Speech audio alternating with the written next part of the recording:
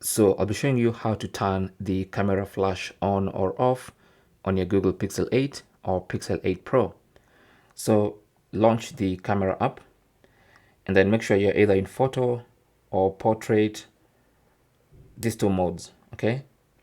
Now, to enable the flash, tap on the settings icon in the bottom left corner and make sure the general tab is selected and you should see flash.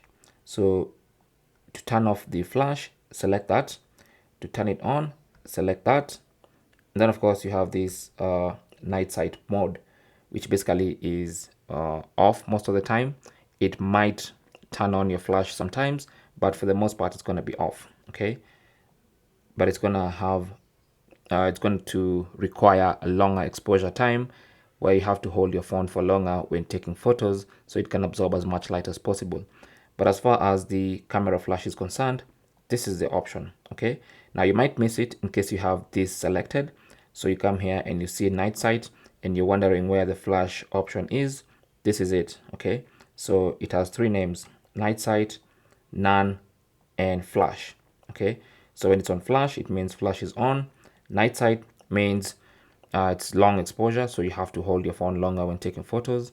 And then you have none, which basically means you have the camera flash turned off, okay?